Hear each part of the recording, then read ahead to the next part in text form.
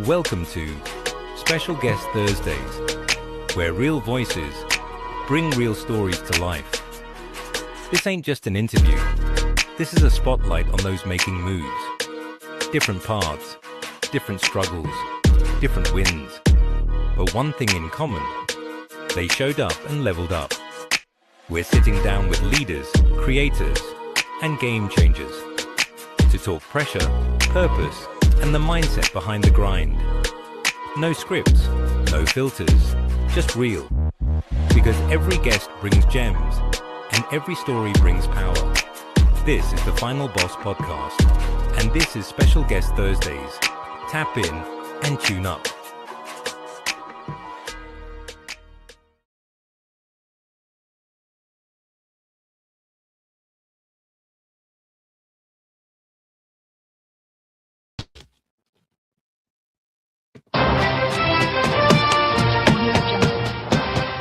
Welcome to the Final Boss Podcast. Welcome to the Final Boss Podcast. I'm your host, Turbo the CEO, better known as the Final Boss, right? Listen, I got a great show for you tonight. You know, the nights that we don't have a special guest. So the special guest that I did have lined up, there was a miscommunication on my part, right? And I'm moving too fast sometimes. Dr. Elizabeth Adams is not going to be on tonight. She'll be on next month, right? Next month. So, but that was taken care of. We were able to fix that.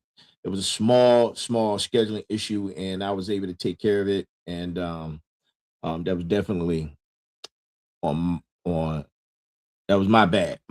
So, Doc, thank you for the recognition. I appreciate you. Thank you for also making me aware, right? So I appreciate that part too, man. Just moving too fast. Sometimes it happens, right? They don't call me Turbo for nothing. So tonight we got a great show for you. Before we get into tonight's show, look, if you haven't, go pick up All Aboard the Fired Up Train. Go time, All Aboard the Fired Up Train. Go pick it up. It's the first book in the series of 3 of the Go Time series, right? The Go Time frameworks, talking about discipline, talking about the 6 pillars of success, talking about the understanding your why, discovering your why. Oh man, it's a plethora of information in there. You guys need to go get Go Time, All Aboard the Fired Up Train. The link is below, right? The link is below. Make sure you go pick that up, man. If you haven't, that's the first book of the series. The second book comes out next month, right? The second book comes out next month. So be on the lookout for it, right? Next up, right? If you haven't seen all of our episodes, go check out all our episodes on our website, man. Our website is www.thefinalbosspodcast.com. That's www.thefinalbosspodcast.com. Go pick up and watch all of our episodes, right? And if you want to be a part of the future town halls, make sure you send us an email at info@thefinalbosspodcast.com, info@thefinalbosspodcast.com, so you can be a part of the town hall, like tonight's town hall, right? We got a town hall. Yeah, I love the town halls, man. We have an 11-seat panel, right? And we're going to go through their questions and their concerns, man, and we're going to get right into it very shortly. Very, very soon, very, very shortly, we're going to get into it. But, you know, I hope everyone else out there is doing well and fantastic, right? In spite of all the things, soccer fans in the building. If you're a soccer fan, drop a soccer ball emoji in the chat for us, right? So, got that out the way. Now, let's get into tonight's show. As your goal to grow beyond your current audience, I can help you. Okay, thank you, man. I appreciate you. How about you just make it happen, right? Just make it happen, bro. Yeah, Jahad, go ahead and make it happen, man. I appreciate you. Look, and send me the invoice, right? Go ahead and make it happen. So, tonight, special guest Thursday. This is season 4, arc 4, the construction, episode number 267, Town Hall edition. This is our third town hall. The town halls have become so successful that we're going to continue the town halls, man, whenever we can. And we're getting a lot of emails. We're getting a lot of questions that are coming through, man. People are dropping their information. And look, we appreciate it. We appreciate it here. So keep them coming. Keep Keep them coming. All right.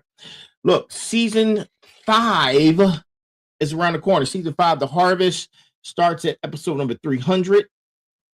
And season arc 5, I'm sorry, season 4, arc 5, The Declaration, starts next week. Arc 5, The Declaration, starts next week.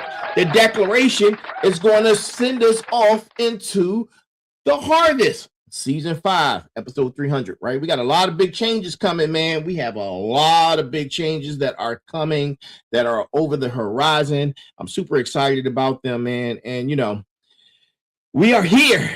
We are here. A lot of the different shows. So we have 5 shows a week. 3 of the shows, their names are going to be changing. The names and the format will be changing, right? We got some big things that are coming. Stay tuned for those things, man. Got books that are dropping, man. I start the doctor's program in the fall, which is in a month. Can you believe it? It's happening in a month. Oh my God. It's crazy. So we got those admin notes out the way. And now let's get into tonight's show, because guess what? The chair doesn't lie. The chair does not lie. The chair does not lie, right? We got 11 confessions, 11 verdicts, and we got one room, right? One room. So let's get into it. Look, ask yourself this. What happens when 11 people confess the thing they've been carrying in silence, and one room that gives them the verdict they stop asking for, right? Well, tonight, you're going to find out, right? And if you're new here, welcome. You're landed on the place that you're supposed to be. So welcome and be a part. Welcome to the Final Boss podcast, right? And you know it. I'm your host, the one, the only, the Final Boss, right? And sometimes hey Chikandi, sometimes I'm referred to as Turbo the CEO, right? Sometimes, but tonight is not a regular night. It's not a regular Thursday, right? Because tonight is another town hall. This is the third town hall. We got 11 chairs, 11 confessions, 11 verdicts in one room, right? And every single person in this audience is sitting in one of them, whether they know it or not. Before I open the floor, I need to ask you something. Right? And here it is. And I need you to answer this in the back of your mind, and I will resolve it before the end of the show, right? So sit with it, right? And the question is this: what is the thing you confess to someone else that you've never said out loud about yourself? Hold it. Sit with it, right? Because the chair is going to find out. And now, before we get into it, we got a cost confession, right? Because every town hall episode costs this show real production resources. I want to be transparent about what it takes to hold 11 chairs in 60 minutes at the level the Final Boss community demands, right? The production side of a town hall, including research, segment architecture, community chair sourcing, and live execution, runs approximately anywhere between $1,200 to $1,800 per build, right? We're talking about tools and operational costs. We're talking about the number does not include what it costs me personally in bandwidth to hold space for 11 people in a single night. But I do it because you guys deserve it, right? And the cost confession has been confirmed, right? Raise your hand if you're in agreement, right? The number is $1,200 to $1,800, right?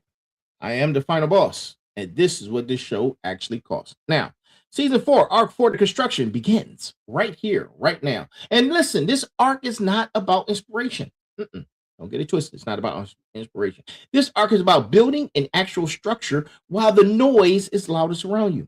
Arc 1 was the ignition. Arc 2 was the clearing. Arc 3 was the foundation. You are the construction, right? Now, get your hammers out. Get your blueprints in hand, because the weather is incoming.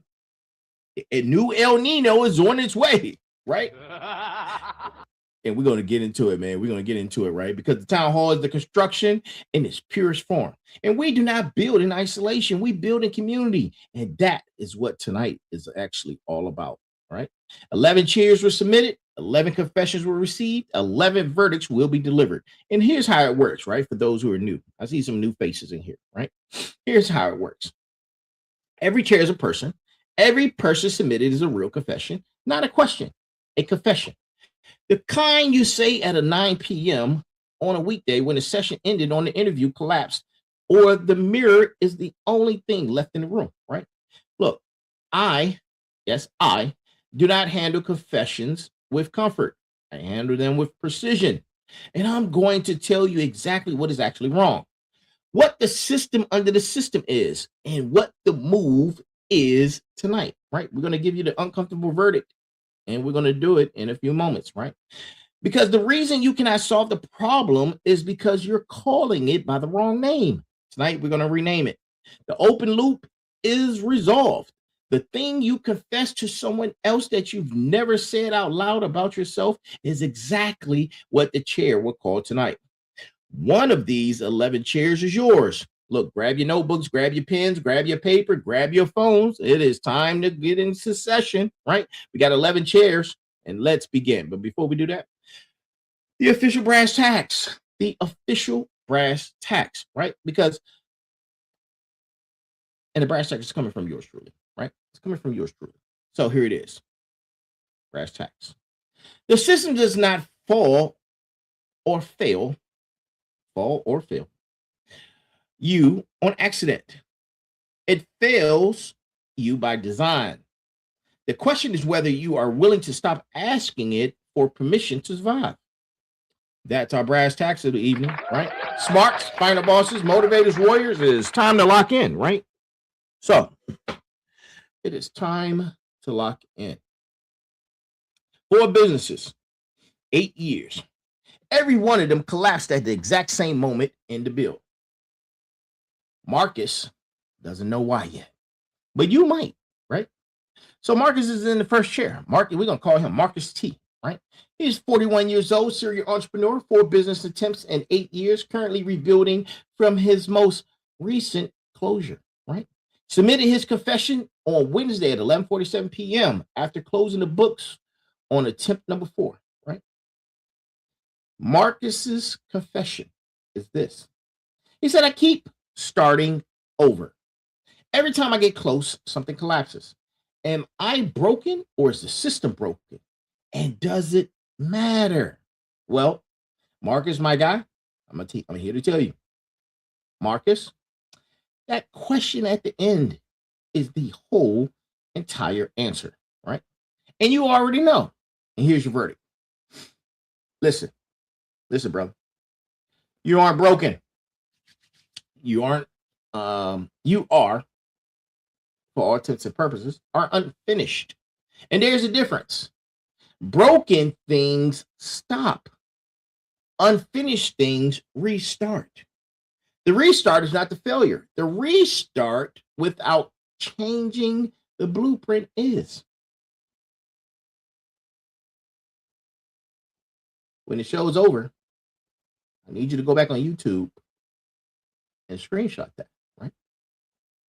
And this one is for every builder who has restarted more than once and still cannot name the pattern. Now, let me break that down for you, right? Because Marcus, my brother, listen, 4 attempts in 8 years is not a failure record. It's a research record. The question is whether you extracted the data from each collapse before moving to the next build. That's the question. Most serial entrepreneurs do not extract the data.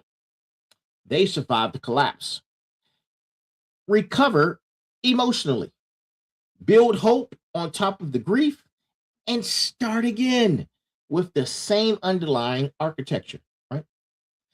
The business model changes, my man.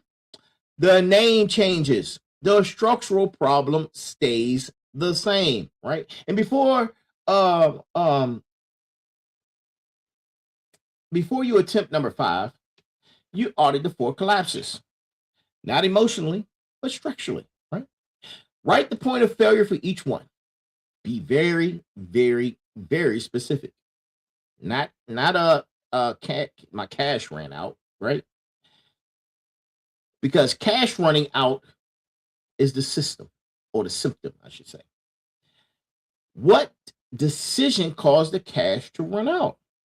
Name the actual structural failure point for each collapse, right? And when you have done the audit, look for the pattern. There is one. there is always one, right? The pattern lives in the decision architecture you default to under pressure. That's where you're comfortable, right? When the heat comes, what do you reach for? Most builders reach for the same tool every single time. They have their favorite hammer and they start hammering away. Same tool, same result, right? The arc for build move is this, Marcus. Listen, you hire a structural advisor before the fifth launch, not a cheerleader, an advisor who stress tests the decision architecture before you spend another dollar. Someone who has seen collapses at your stage and has named the pattern in other builders, right? That's what I need you to do. Then you build a structural contingency into the launch from day one, not a backup plan, a structural contingency. What changes at month 3 if the primary revenue assumption is wrong? You build those answers before you ever open the doors, right? You're not broken, Marcus. You are one architecture audit away from a build that holds, right? 4 attempts paid the tuition, my man. Use the education and change the blueprint, right? Change the blueprint. So, brass tacks. We talked about 4 failures. And 4 failures, 4 failures is not a losing record. It is a doctorate in what does not work. The problem is you have not written the dissertation yet. So get to writing. Get to writing, my man. Get to writing, right? And for those who are new here, thank you for joining us, right? Rhea Edis, I see you. Diego, see it, Celebos. I think that's what it is. Yeah. Thanks, man. I appreciate that, bro. I appreciate you. Thank you for joining us, right? Another self-righteous. Oh, yeah, man. That's what I'm talking about. That's what I'm talking about, man. This is the space for it, bro. Thank you for joining us, right? Now, this next person in the chair.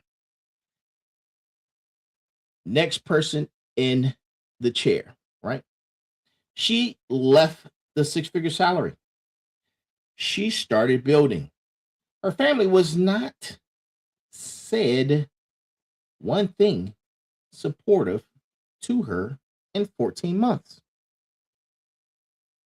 The dinner that she had last Sunday ended in silence. Who is actually in the wrong seat, right? Chair number 2 is Denise W., we're going to call her. She's 38 years old. She's a former corporate HR director. Left her 6-figure position 14 months ago to build her consulting practice. She submitted Sunday night after a family dinner that ended with nobody speaking, right? And here's Denise's confession. Right? She says, I did the brave thing. I left. I am building. My family thinks I have lost my mind, and every conversation feels like a trial I did not ask to be in. How do I hold the build when the people closest to me are the loudest opposition, right? Denise, the dinner that ended in silence told me everything I needed to know about what room you're actually fighting in, right? And here's your verdict. The people who watched you play it safe cannot hold the space for you to play it real. And that's not a character flaw in them. That is a front row seat problem, right? You need to move them out of the front seat. Put them in a balcony, right? Put them on the balcony, right? Now, at the end of the show, when it comes to your segment, I need you to go back on YouTube and I need you to screenshot these moments right here, right? Because this is for you, right? Every builder whose family is the loudest opposition just got the seating chart, right? Now let's break it down, right? Because your family watched you perform the role of a successful HR director for years. We're talking about 6-figure salary, right? We're talking about stability. We're talking about a title that translates into a sentence at every dinner party, right? They did not fall in love with you in that role. They fell in love with you because of the safety that role provided.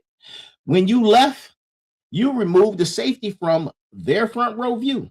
Their opposition is not about you. It is about the discomfort of watching someone they love take a risk they cannot control. Hey, Diego, I need you to pay attention, bro. I need you to pay attention. I know you're making minimum wage right now. I need you to pay attention, man. We're gonna help.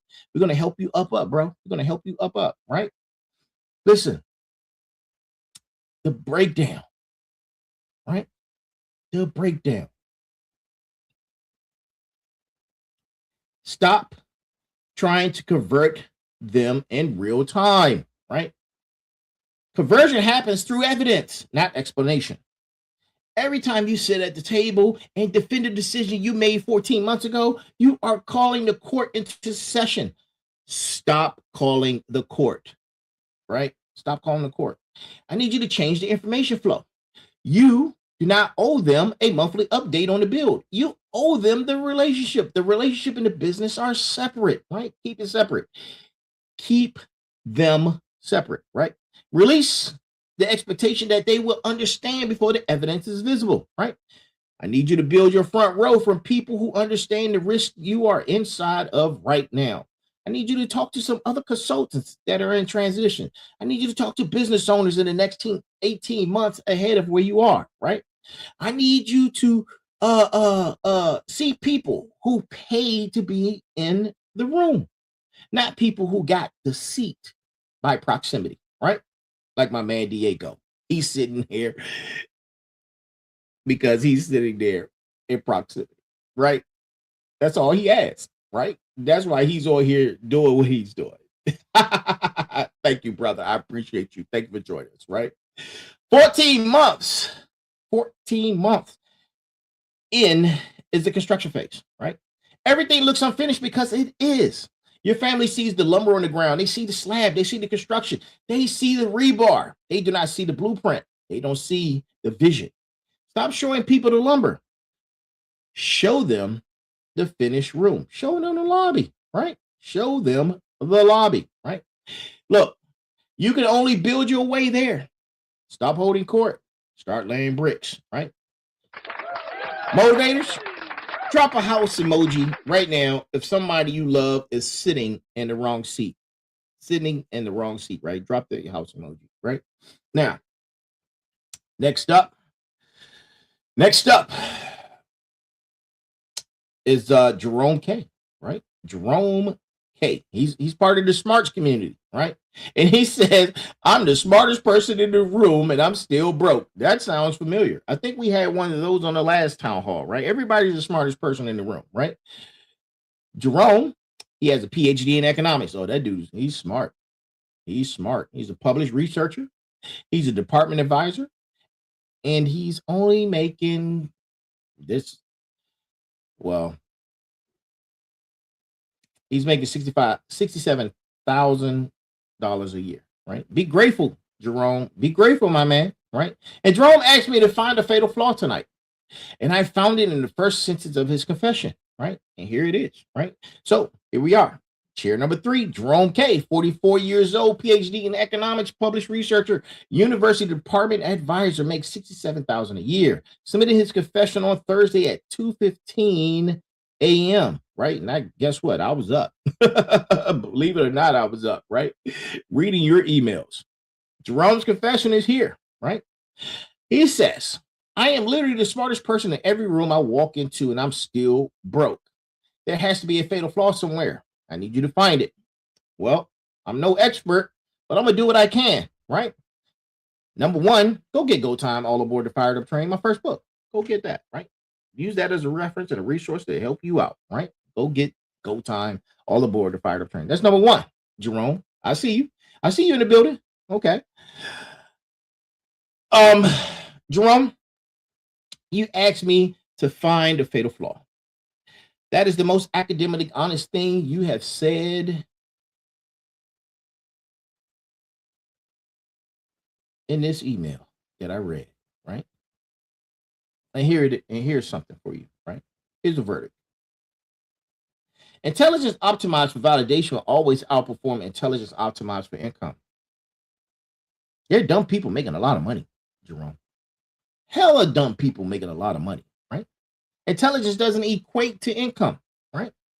Look, man, You built a machine for being right, not a machine for being paid. There's a difference, and they're not the same machine, right? Look, I need you also to find your segment on YouTube and screenshot your segment, right? And keep it on replay. Save it, right? Every credentialed, talented, undercompensated person in this audience just had the algorithm name, right? Now, let's get into the breakdown. Look, your PhD trains you to optimize for peer review, published work, citation, departmental respect. You became an elite at the game you were trained to play. The income game is a different game entirely, right? The income game rewards the ability to solve a problem for someone who has money and is willing to pay for the solution. It does not require peer review. It does not require citation. It requires translating your value into language someone with a budget understands, right? You've spent 20 years becoming the most credentialed translator in the room where nobody is paying for the translation, right? Listen, Jerome. The arc for build move is right here, right? Listen, sir. I see you. You identified the 3 most expensive problems your economic expertise can solve outside of academia. Not the most intellectually interesting problems, the most expensive ones. Expensive problems have buyers. Go find your buyers, right? Interesting problems have audiences. Audiences do not pay salaries. Buyers do, right? Buyers do. Then, while you're looking, you found you build one offer, right? Not a course. You know how to build. You know how to make an offer, right? You have a PhD. Not a consulting package with 7 tiers, but one specific offer that solves one expensive problem for one type of buyer at a price point that reflects the expertise you actually have. Let the starting rate go at $5K. Test it, adjust it, right? You're not broke because you're not smart. You're broke because you've been performing intelligence for an audience that pays in applauses instead of dollars. Your move, and it's the smartest move. The smartest move you've made in years is sitting in this chair tonight and asking for the verdict instead of defending the credential. Listen, man, the offer tells the market where and what you are worth. You've been talking to the wrong room. Go find your room, brother. Go find your room. Smarts, drop a degree emoji if the credential has been cashing the wrong check, right? I know a lot of you out there, right? I know a lot of you out there like that, right? Next up, man. Next up in the next chair. We're talking about chair number 4. Her name, we're going to call her name is Patricia L. She's part of the motivators community, right? And she is saying in her email, which is interesting, I forgave everyone except for myself. A lot of people have done that, right? Hey, Diego, man, we forgive you. We forgive you, bro, right? We forgive you, right? And Jesus loves you, man. Jesus loves you, right? Patricia, she says she has forgiven her ex-husband. She has forgiven the business partner who robbed her. She has forgiven the mentor who abandoned her. The one person in the room still on trial is her, right? Patricia, she's 49 years old. She's a business owner, survivor of a failed marriage, a fraudulent partnership, and a public humiliation she cannot stop replaying. She submitted her question on Monday at 6:42 a.m. before the rest of the world even woke up. Well, guess what, Patricia? I was up. Here we are. I was up, and here we are, right? And here's Patricia's confession, right? I have forgiven everyone who hurt me. I made peace with all of it. But I cannot forgive myself for letting it happen. Patricia, you've been too hard on yourself, right? How do I get out of my own courtroom? Is Patricia in the building? Patricia, you in the building? Oh, I see you. I see you. I see you. Okay. All right. Patricia's in the building. Okay, Patricia, here we go. Right? You asked for it. Patricia, you've been running a trial with no defense attorney, a biased judge, and a jury that was selected from your worst memories. That court is not legitimate, Patricia.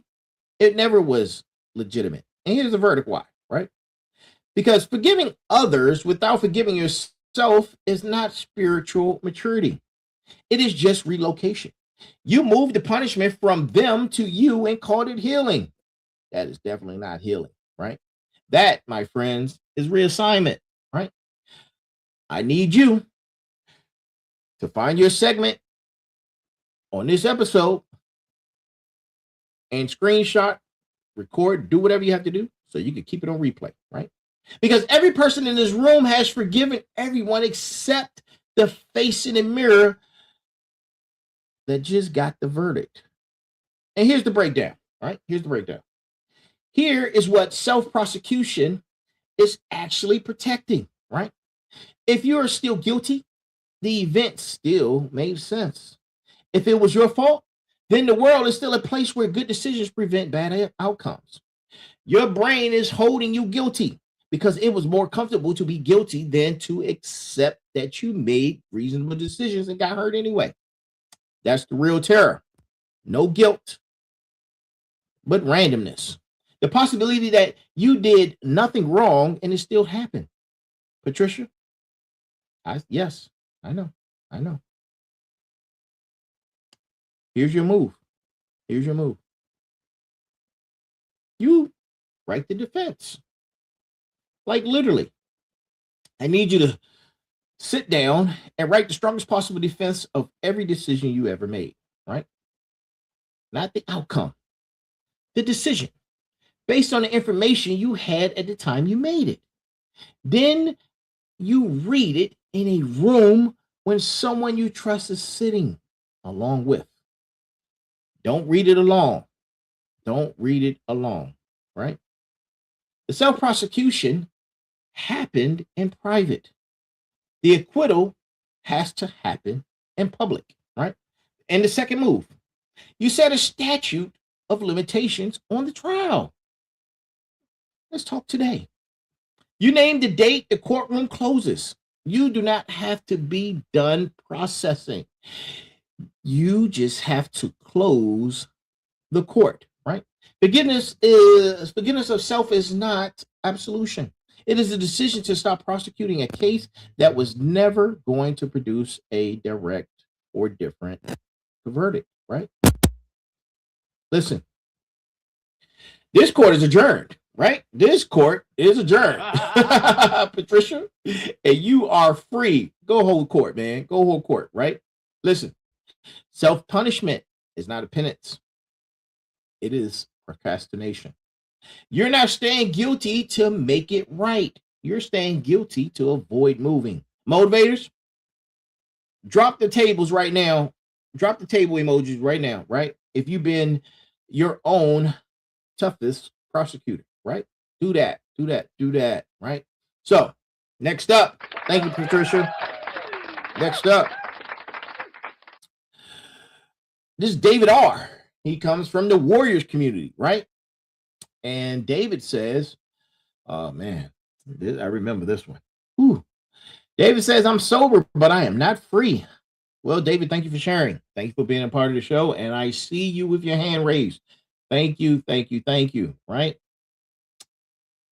David says, he's been 4 years clean, 0 substances, 0 relapses. And David says the prison is actually bigger now than it was when he was using. What does sobriety look like when the cage is invisible? Well, David, we're going to talk about it, right? With the short time I have. And look, man, I'm not soliciting advice. I'm just offering some information that may help, right? That's all I'm doing, right? Offering information that may help, right?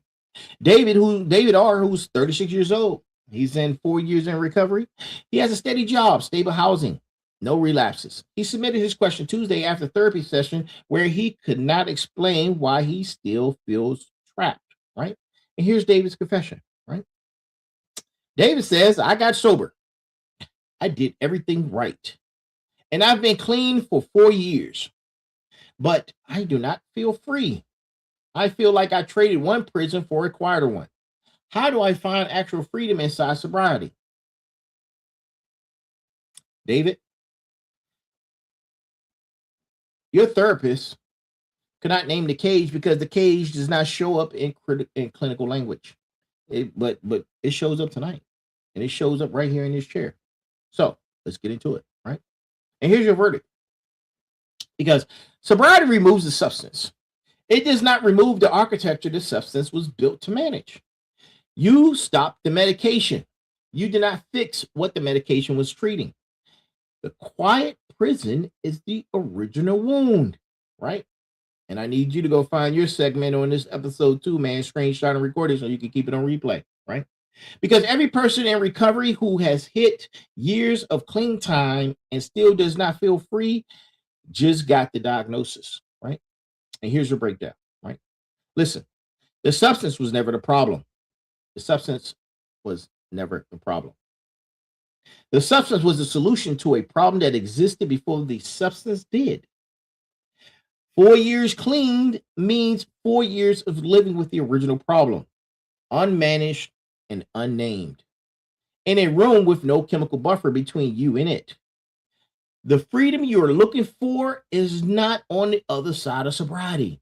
It is on the other side of the original wound. Look, man, David, this is Arc 4, and this is how we build, right? I need you to go back to the beginning. I need you to sit into a quiet room by yourself, and I need you to meditate. Go back to the beginning, right? Not of the beginning of the addiction. We're talking about before it. We're going to go back to the problem, the original problem. And you ask the honest question about what the substance was managing in year one. Answer it. What feeling, what environment, what relationship dynamic, what internal condition was so unbearable that a chemical became the architecture around it? Then you build a new architecture, not around the wound, but through it, right? This is where therapy moves from maintenance to evacuation. If your current therapist is doing maintenance and you need evacuation, you need a different therapist or an additional one, right? You are 4 years clean. Congratulations. And that's not a small thing. That is the foundation. Now it's time to build the actual house on top of it, right? It's time to build, David, right? Freedom is not the absence of substance. Freedom is the presence of a life built on something that substance was trying to replace. I need you to go find what it was trying to replace and build that instead, my man. That's what I need you to do, David. Appreciate you for sharing. Thank you, thank you, thank you, right? Look. Getting clean, like I said, man, getting clean is the evacuation permit. It is not the build. Most people in recovery stop at the permit and wonder why there's no house. Warriors, I need you to drop a house emoji if freedom has felt further away than the addiction ever was. If that resonates with you, right? I need you to do that. Thank you, David, for sharing. All right, next up. Next up, we have Keisha B, right? She's part of the Smarts community, right? She says, I built the brand, but not the money. Yeah, I get that. I get it, right? Keisha B has 200,000 followers. She has a verified account. She has brand deals she's turned down because the contact or the contract language is bad, right? And Keisha cannot make rent this month. What is a platform worth when the cash register is broken? That's her question, right? So, Keisha B, she's 31 years old. She's a content creator and brand strategist, 200,000 followers, across multiple platforms. Monetization is inconsistent. She submitted her question on a Friday after declining a deal that did not honor her terms. Thank you for submitting, Keisha. We appreciate you. All right. And here's her confession, right? Keisha says, I got the audience. I have the credibility. I have the brand, but the money is not matching any of it. How do I convert what I built into what I actually need? Okay, Keisha. All right. Let's get into it. All right. Keisha.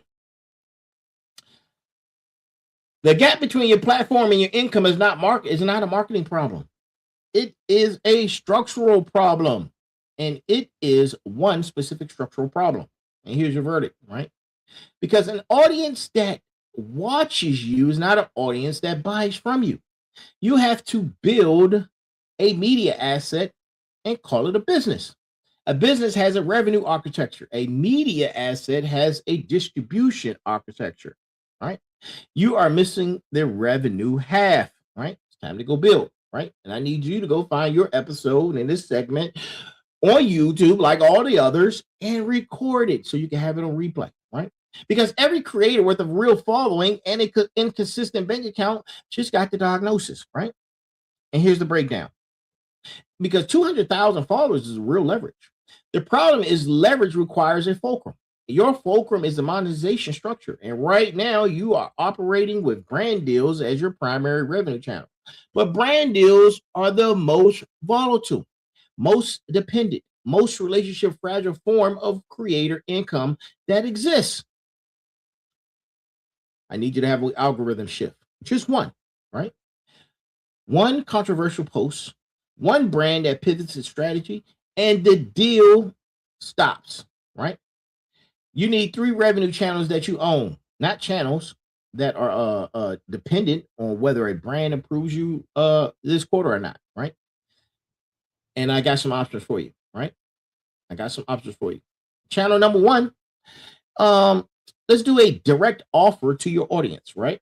Something they pay you for directly without a brand in the middle, like a book, like Go Time, all aboard the fired up train, right? Shameless plug, right? Shameless plug drop, right? Get yourself a digital product, a book, a membership, consulting, something with a price, a sales page, and a direct payment mechanism, right? Get to those paywalls. Channel number 2, a licensing or partnership structure where your brand strategy expertise is the product and the companies pay for access to your brain rather than your platform, right? And then channel number 3, a back catalog revenue engine, content that earns without requiring your active presence. Maybe it is a course, maybe it's a template pack, maybe it's a evergreen digital offer or something, right? The brand deals become channel 4, the bonus, not the foundation, right? You did not build the wrong thing, Keisha. You didn't build the wrong thing. You built the right thing with no floor under it, right? It's time to put the floor in, right? Because listen, at the end of the day, an audience is not a business. An audience is the raw material.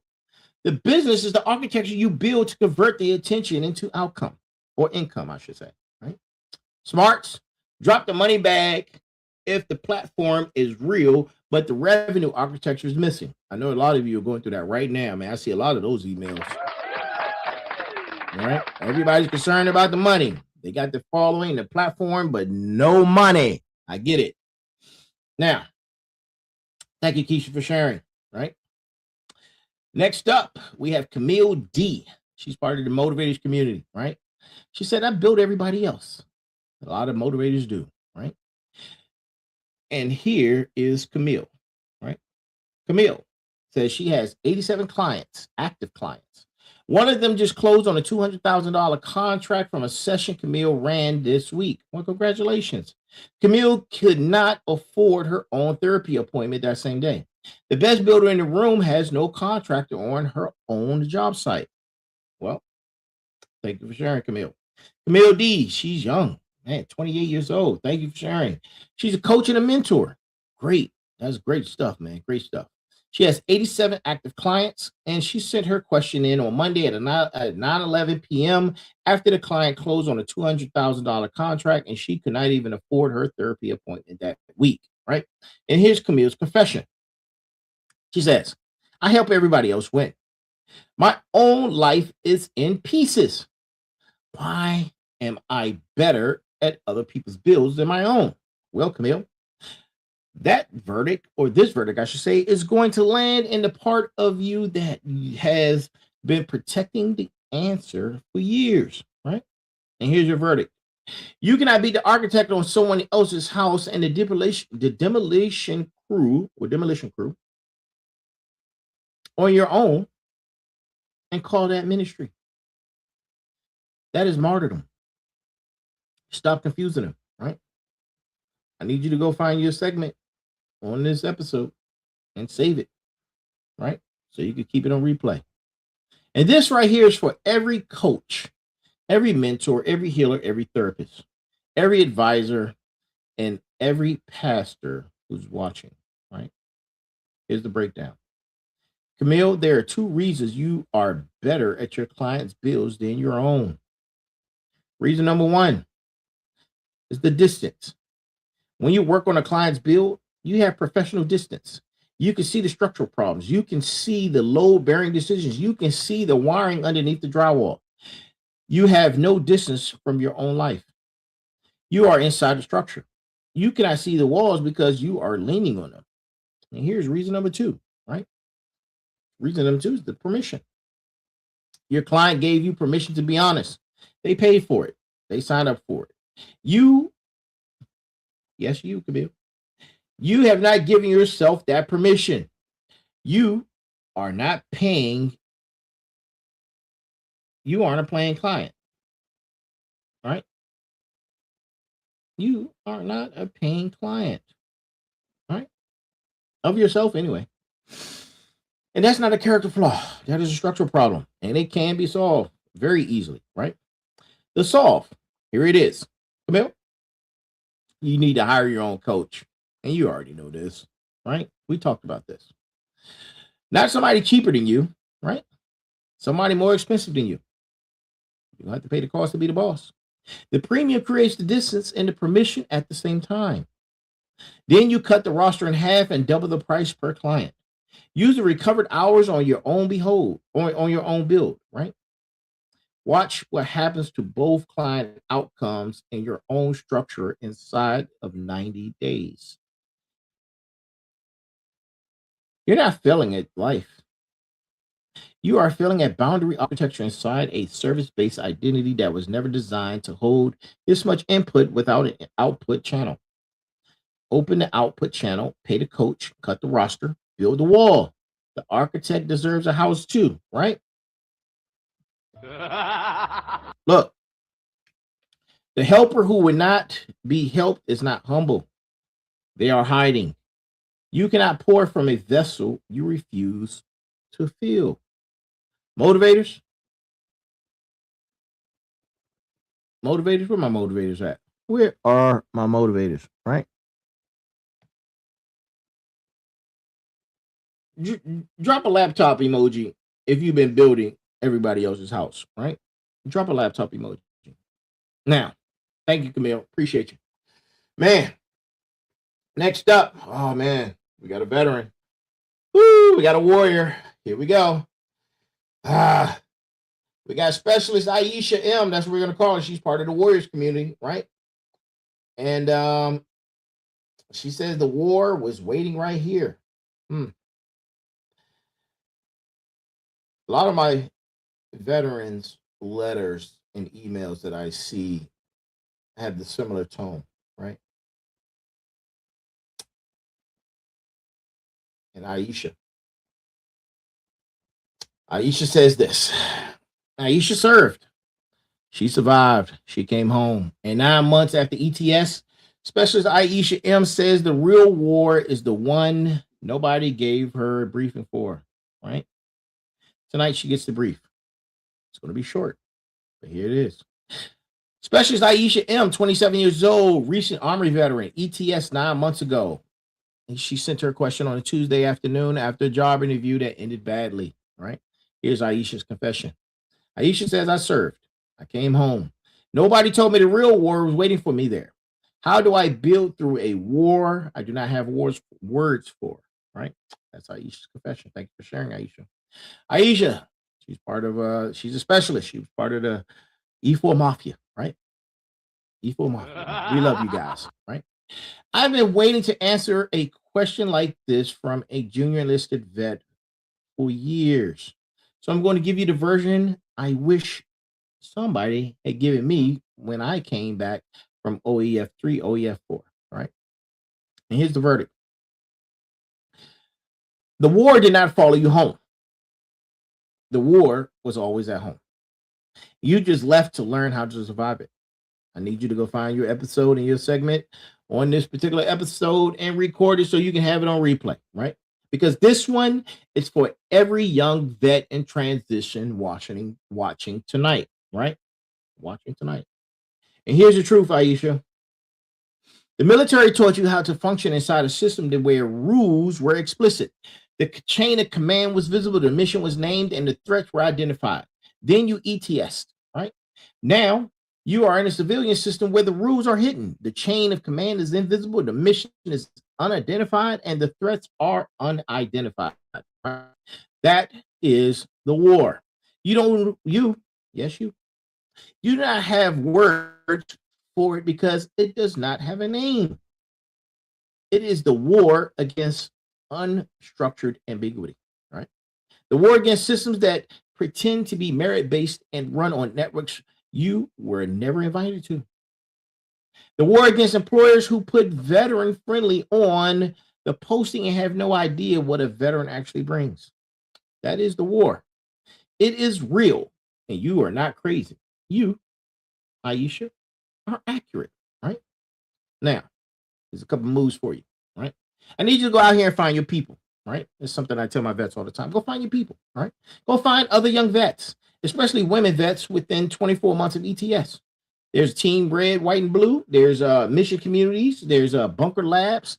If you're entrepreneur curious, get into a room with other transitioners weekly. Isolation is what makes the war unwinnable, right?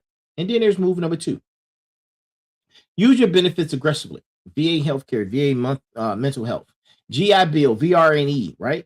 The country veteran service officer is free. Give them a call, right? And then move number 3. Translate your military skill set into civilian language. Project management, logistics, security, operations, training, right? The skills took 4 years to earn. Most civilians cannot replicate them in 10. The translation is what gets in the way. Fix the translation, right? And then there's move number 4. Find one veteran 10 years ahead of you who survived the transition. Buy them some coffee, have a conversation, and be ready to listen, right? Look, you served, you came home, and you're still building, and that is the warrior arc, right? The transition does not fail veterans. Broken systems fail veterans. You are not responding poorly. You are responding accurately to something that was designed without you in mind. Warriors, drop a metal emoji for Aisha, right? If Aisha spoke to you tonight. Thank you for sharing, Aisha. Appreciate you, right? Keep charging on. Keep marching on, soldier. All right. Next up is Amani. Amani R. She's a part of the Smarts community. We got 8 minutes left.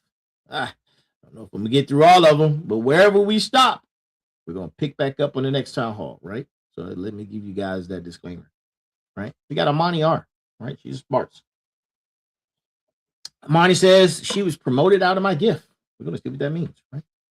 So after another promotion offer landed on Amani's desk Sunday morning, operations director at a healthcare tech company. Every promotion moves her further from the work that actually lights her up. How do you escape a ladder that keeps rewarding you for climbing the wrong building? Ooh, boy. Amani, that is a great question. Oh, man, that was fire. Let me tell you, Amani R is 32 years old. I think she's super smart. Operations director at a healthcare tech company sent out her question on Sunday morning after receiving a promotion that would move her further from the work she actually loves. And here's Amani's confession, right? She says, I keep getting promoted into positions where I cannot use my actual gift. How do I escape the upward mobility? Well, a lot of people wish they had your problem. Let's start there, right? Amani, this is the question every high performer in corporate America asks at exactly your stage, and almost nobody answers it honestly. I see you in the building, Amani. Thank you for sharing. All right. And here's your verdict. You are getting promoted out of your gift because the system needs your output, but does not know how to use your genius. Stop applying for jobs. Start designing them, right? I need you also to go find this segment, record, keep on replay, right? Because this one is for every high performer being converted into management against their actual calling, right? And here's your breakdown. Look, man. Look. Corporate ladders are not designed for genius. They are designed for replication. The latter that identifies high performers and moves them into positions where the high performance gets converted into the management of other people who produce the performance instead. Been there, done that. Listen, the promotion is not the reward. The promotion is a conversation or a conversion, I should say, right? Your gift goes dormant. The output continues. The system wins, you lose, right? Genes and management are not on the same verdict, on the same ladder, right? You are on parallel tracks. Almost no company is built to recognize that. You have two real choices, right? Choice number one, stay in the system and design a road that does not exist yet. Write the job description for the road that lets you use your gift inside the company. Propose it to leadership as a strategic investment. Show what the gift would produce if it were unlocked instead of converted, right? Plan for three outcomes: yes, no, or the door. Sometimes we get the door, right? Be ready for all three. Choice number two, leave the system and to build the role yourself. Lead the system entirely, right? Take your gift to a marketplace that can use it directly without the conversion mechanism in the way, right? The transition takes 12 to 18 months minimum. The runway has to be real before you move, right? Either way, the promotion in front of you is not the answer. My recommendation, decline it gracefully. You're not going to be happy. And then you're going to be out of it in 6 months anyway, right? Buy yourself 6 months time to figure out which choice fits your actual situation. I read your email and I felt the energy, right? I felt that energy, man. You have compassion, right? I feel it. Chase your dreams. Stop the conversion. Start the design, right? Look, the system promotes you because promotion is the only reward it knows how to give. That does not make the promotion the right destination. The ladder isn't broken. You're just on the wrong building, right? It's time to find your own building, right? Smarts, drop a hashtag emoji if you have been promoted out of your gift, man. Let's see it. Let's see it. Let's see it. How much time we got left? We got, oh boy, we got 3 minutes left. All right. We got 3 minutes left. So, let me see who was next. Who was next? Oh, Boomer. In. Let's see, Boomer in. This is where we're going to leave off at. Boomer in.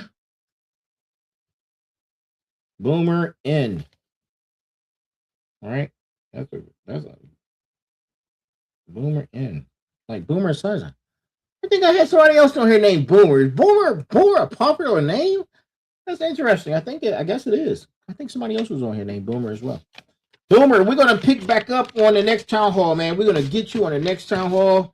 I do apologize, man. We only got an hour, man. I only have an hour to get into it, right? So, Boomer in, you're going to be our placeholder for the next town hall, man. We're going to start with you, right? We're going to start with you on the next town hall, man. So, and look, I will shoot you an email to let you know when the next town hall is. So, I'm gonna keep you abreast, man. Right? So, let's get into the close, right? We have a couple minutes. Look, every chair tonight that we were able to get to had one thing in common. Not the real problem, the position. Every single person was standing at the same crossroads with a different set of clothes on, right? The rebirth is not a season theme, it is a structural condition. You do not arrive at the rebirth by decision. You arrive at the rebirth because everything that was not real has collapsed, and what is left is either the truth or debris, right? Every chair that we were able to get to was at that point. Mark is rebuilding the blueprint at attempt number 4. Denise building without the family's approval. Jerome translating credentials into cash for the first time. Patricia closing the courtroom. David building the house that sobriety was supposed to be. Keisha building the revenue floor under the platform. Camille opening the output channel. Aisha mapping the civilian war. Armani designing the road instead of climbing the ladder. And Boomer, you're up next. You're up next, right? Every single one of those is a rebirth, not because they hit rock bottom, but because they are choosing to build something real on the other side of something false. That is what construction arc is all about, right? That's what the construction arc is all about. You, yes, you are building a business or a brand or a life. You are building the real version of a thing that used to be pretend, right? The pretend version kept you safe.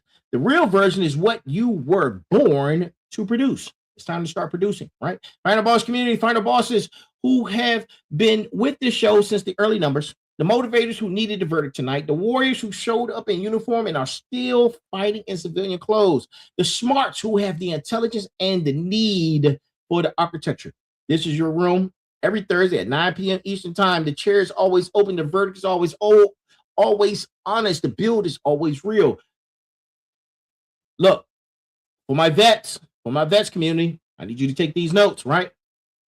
You got Military One Source, militaryonesource.mil. You have Team Red, White, and Blue, teamrwb.org. The mission continues, missioncontinues.org. Bunker Labs, bunkerlabs.org.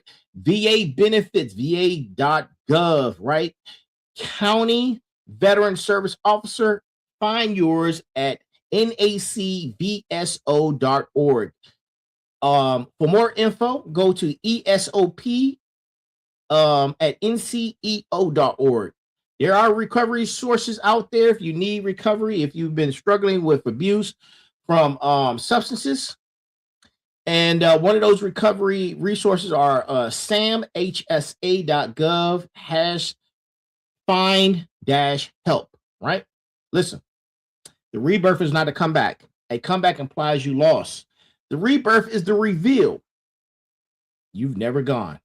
You were just building in a room nobody had access to, right? Now, as we close, and there's something I want to tell you guys before we close tonight, right? I need to give you the state of the construction, right? Because the arc does not just give or live in this episode. The arc is the actual build happening in real time. Season 4 arc for the construction, we are inside of it. It ends next week, right? And here's what the construction looks like from this chair right now in the present, right? The Fighter Boss podcast is not just a podcast. It is a doctoral level research platform, a community intelligence operation, and a legacy asset being built in one public forum, one Thursday at a time, 5 days a week, right? What you hear every week is not performance. It is the product of a build that started years ago and is accelerating into its most consequential phase. The merge is live and being built in real time. The doctoral work is active. The IP catalog is expanding. The sovereignty stack is compiling, and season 5 is on the horizon. I will not preview what season 5 holds, but I will tell you it is what you're watching right now. This arc, the construction, the season, is the foundation that everything after it stands on. You are not a passive audience. You are a witness to a build. The fact that you are here every week means you are part of the construction crew, whether you know it or not. The harvest is coming, my friends. The harvest is coming. And I'm not going to say more than that tonight, right? What I will say is this: every decision you watch made in this room tonight was a construction decision. Every verdict was a blueprint correction. Every chair was a load-bearing wall being installed, right? The house is going up. The foundation is solid. The weather is relevant. Oh, I should say irrelevant, rather, right? El Nino is on the way. We build into construction because the build does not wait for perfect conditions, right? Listen, a build that stops when the weather turns was never a real build. A build that continues when the weather turns is the only one worth finishing. Smarts, final bosses, motivators, warriors.